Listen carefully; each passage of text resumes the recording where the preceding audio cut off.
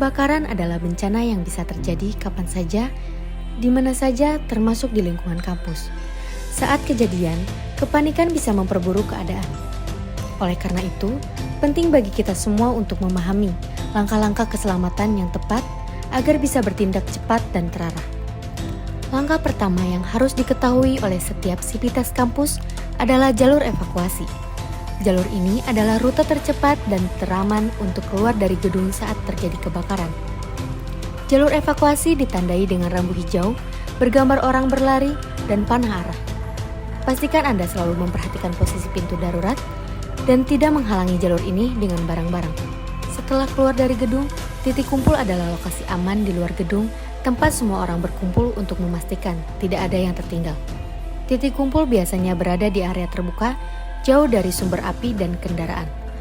Selama proses evakuasi dan penanganan, penggunaan alat pelindung diri sangat penting, terutama bagi petugas medis, staf penunjang, dan tim tanggap darurat.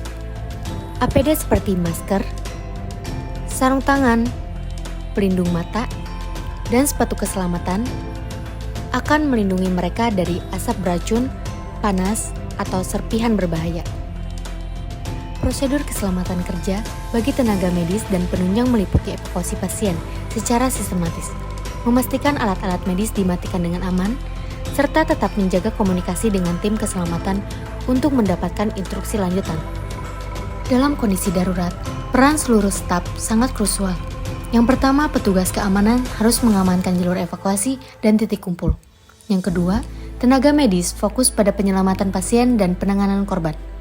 Sementara itu, tim fasilitas bertugas memastikan sumber listrik dan gas untuk mencegah ledakan. Dalam video ini, kita akan menyaksikan simulasi penanganan kebakaran. Mari kita simak bersama.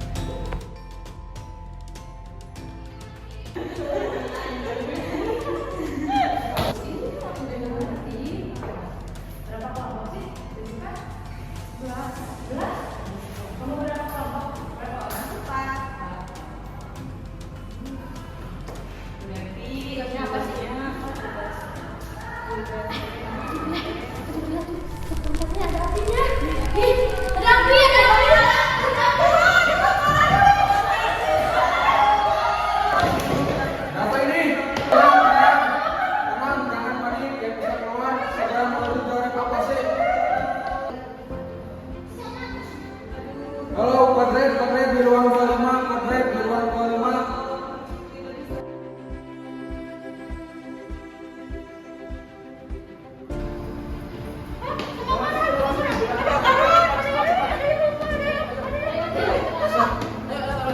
Lewat sini.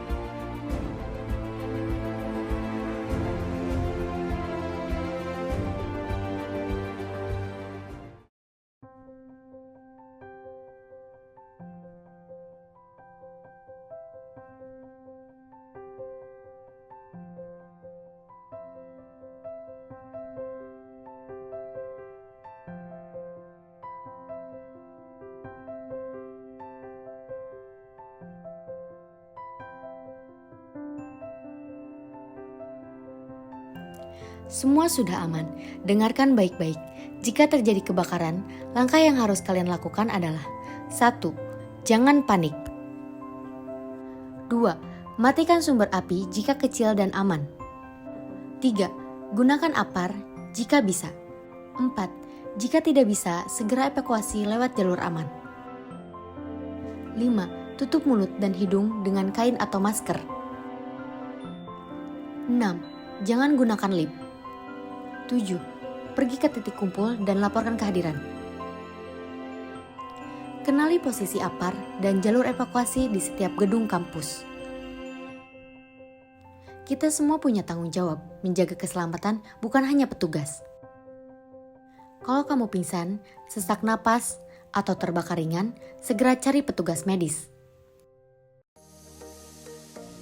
Jika terjadi kebakaran, ambillah APAR. Alat ini dinamakan APAR, alat pemadam api ringan. Sebelum digunakan, semua APAR masih tersegel dan terkunci.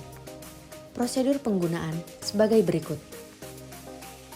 Pertama, buka safety pin dengan cara ditarik. Kedua, lepaskan nozzle atau selang. Selanjutnya, tekan handle dan dicoba 1 kali. Lalu, arahkan dan semprotkan ke sumber api dengan cara minimal 2 meter. Tanggap darurat bukan tentang kepanikan. Tanggap darurat adalah tentang kesiapan, pelatihan, dan kedisiplinan. Ketika kita tahu apa yang harus dilakukan, kita tidak hanya menyelamatkan diri sendiri, tapi juga orang lain di sekitar kita.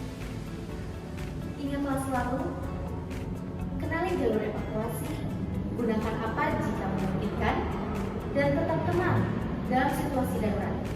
Bersama kita, ciptakan lingkungan kampus yang aman dan siap bencana.